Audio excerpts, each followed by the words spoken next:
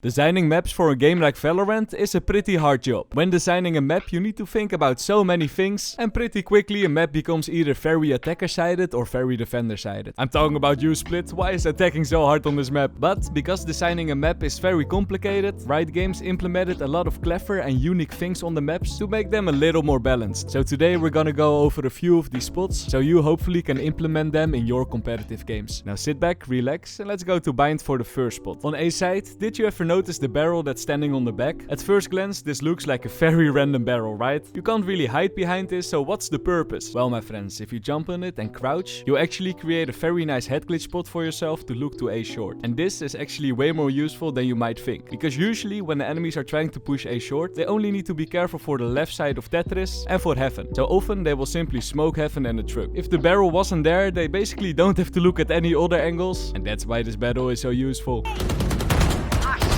Enemy down. A similar type of spot on the side are these crates over here. Again, at first glance, these crates look very useless. What's the purpose of these? Well, my friends, these crates actually have two purposes. The first one is that if you're standing in lamps and you want to hold showers, you get a little bit of cover behind the crates. Not a lot, but just a little bit. But the cooler option is that if you stand on it, you actually create a head glitch spot towards Heaven. Usually, if you're playing in Heaven and you know that the enemies are on short, it's so easy for you to get kills with an operator because the angle you need to look at is very small. But by implementing these crates, you at least have some sort of counter to the Heaven player. And while we're talking about crates, let's go to Pearl now to talk about these ones. They seem to be very useless, right? They are very low, so you can't really hide behind it. Or can you? Well, my friends, just take a look at Link. As you notice, if you look towards B, the Link will slope down and down and down. And because it's sloping down, this crate is actually perfect to hide behind if you crouch. Of course, you'll not be fully covered, but it will be harder for the enemies to spot you. And this cover on this specific spot is actually way more useful than you think. Because if the crate isn't there and you peeking from the door, but then suddenly you see an enemy peeking you and you need to fall back, you immediately give control over the whole Link, so there would be almost no way to defend Link if the crate wasn't there. But with this crate you now have two angles and you don't need to fall back if an enemy is peeking. Another spot where Rito Games added an extra angle is over here on B elbow. Like you see, if you want to, you can stand on the left over here. The OG Valorant players might remember that this wasn't always the case. Back in the day this angle wasn't here and now it is here. And some of you might ask to yourself, but why? Why is this angle added? If you stand over here, you most likely will die because you don't have a way out. Only rats will stand here, right? Well, my friends, I think you saw it coming, but there's a reason for this angle. And that's that back in the day when the attacker side was pushing B long, they basically only had to pay attention to the right side of elbow and to screen over there. And this made pushing B long very unbalanced. When the attacker side pushes B long, usually they push with more than 3 people at least. And if you wanted to peek deep as the defender side, it would almost mean a certain death. But now, because of this angle, you have a little more options on the defender side, and especially when you play an agent with an escape like Jet, Chamber or Race, you have the option to surprise the enemies by doing something different, like I did in this round.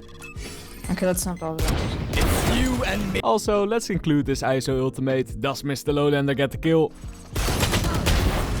Ooh, easy peasy. Nice. And we stop the clip here. Don't show. Also, an honorable mention on B long is that in the same update when they added this extra angle, they also added these boxes so you can jump on screen just to create another extra angle. And now B long is a little more balanced than back in the day. Honestly, this map used to be so broken, my friends. Let's go to the next spot now. Instead of adding angles, sometimes an angle needs to be removed. How do you do that? Well, my friends, take a look at this spot on Split. If you go to B side, you might have noticed that this wall over here is diagonal. And this isn't without a good reason. Because this wall is diagonal, obviously players cannot stand in a corner. And this means that if the attackers are pushing, they will be able to spot enemies standing on the right before they push after the box. And this is actually so huge. Because if the attacker players had to push behind the box, check the left but also the right, pushing over here would almost never be a viable option. And all thanks to a simple diagonal wall, pushing this spot will be a viable option in some rounds. A very clever map design that makes rounds like this possible. Gonna follow. Cross can be had as well. Seeker's gonna make that pretty secure. Another clever map design that you might not have noticed on Split is on the other side, and that's this small platform over here. If you think about it, you probably already know why this platform is so useful, right? But I don't think it gets enough attention. Think about it. If a player is holding main from ramps and you want to push that guy, you now have two options to peek. You either peek from the platform or from down there. Because of these options, this will just give a little more advantage to the attacker side, because the defender player might need to flick a little bit, and every advantage for the attacker player counts on this map since it's so defender sided. This is, by the way, not the only spot where this mechanic is in place. Another example is over here on Bind. Same idea, you give the attacker players 2 options to peek into the enemies, all to give a very small advantage. Let's move on with another platform, but the purpose of this one is a little different. If you go to Market on Ascent, you might have seen these crates over here. And let's be honest, these crates look completely useless, right? But there's one very specific way to use these crates, and that's if you place a sage wall on it. If you do that, you actually will be able to look over the wall in middle all the way to the top of mid. It's an insane angle, no way that the enemies will expect it. And actually, this might be the only spot where I'm not sure if this was actually the purpose of these crates. It also could very well be decoration, but nevertheless, it's a very cool spot. I would definitely recommend to use it so now and then. Let's now go back to Bind for a different type of map design. If you ever ran into showers with an agent that can throw projectiles, you might have noticed that it's very hard to do lineups from this spot. If you want to throw an ability out of showers, you need to full peek like this, and that's not very good. However, in fact, you don't need to do that. The only thing you need to do is look up, and wow, that's a gap over there. And this gap over here is perfect for doing lineups. This makes going showers with an agent like Viper way more viable. Also, bonus tip, I don't think they did this on purpose, but if you play Viper and you take your poison in your hand, it doesn't matter where you stand in showers. You can stand on the left, the right, in front, or in the back. If you aim at the red antenna and throw your Q ability, it will always land into heaven. It's a crazy lineup and I have no idea why it always works, but a very good tippy for the Viper mains out there. Of course, this is not the only spot with a random gap in the roof or a wall. You also have one on B-side Bind, the small gap on Ascent, good for Sofa arrows, and a lesser known gap is over here on Sunset. When you look at the roof over here, you just see that they opened it on purpose, and if we go to main, then you notice that the roof is actually closed. Riot Games easily also could have opened this roof, but holding the spike from B main is already way too easy. So I think that's the reason why they closed the roof in main and opened the roof on the defender side. I don't see a lot of people use this one, but I would highly recommend to find some lineups over it. Okay, next spot. Did this ever happen to you?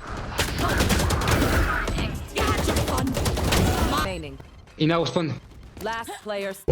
Holy cheesel, I jumped off the thing, eh? It can happen to the best, right? If you're a bit like me and you also died because of this, then we are brothers, right? So then you need to subscribe to the channel. Thank you so much. Anyway, to prevent players from dying like this, Riot Games placed these boxes in the corner. Just don't forget to jump on it if you're low HP. Though maybe a better way of deciding this was to lower heaven a little bit. So idiots like me don't jump off it. Whoopsie. Next map. Let's go to Abyss now. If you go to a main on this map, you might notice this big platform, and on top of the platform there's a small little box. And why is this box here? It's basically made of paper, so you can't really stand behind it for cover. Does this have any use? And my answer to that is yes, my friends. And here's how. If you try to push A on this map, 9 out of 10 times A main will get smoked. And this is the moment when jumping on the box could be valuable, because if you stand on these boxes, you will first of all counter the enemies if they try to jump on the boxes on site. And the second reason is that if the smoke is placed a little bit wrong, you could try to jump a few times and you might be able to spot an enemy behind the smoke. Easy peasy kills, my friends. Get back. Now it's time to go to Breeze. And I know, this map has been out of the rotation for a while, but there's one specific spot on this map that's too good not to show. And it's all about the planting spot on A side. What you need to do is plant the spike in front of the right pyramid, as close to the edge as possible, and after that run towards middle. Now when you get into mid, you can jump on these boxes, then jump on the lower wall and get onto the upper wall. And when you do that, from here you can nicely spot the spike. This must be one of the nastiest angles to hold the spike from, and I actually think that Riot Games did this on purpose. I mean, why else would I give the ability for every agent to jump on this wall? A very nasty trick, and here's how it looks like to carry around with it. And this, my friends, was the last spot. If you've noticed any clever map designs, please let me know in the comments down below. And if you want more Valorant trickies, you can click on the video on the top left. In that video I'll go over some Valorant rules that you should break. See you there.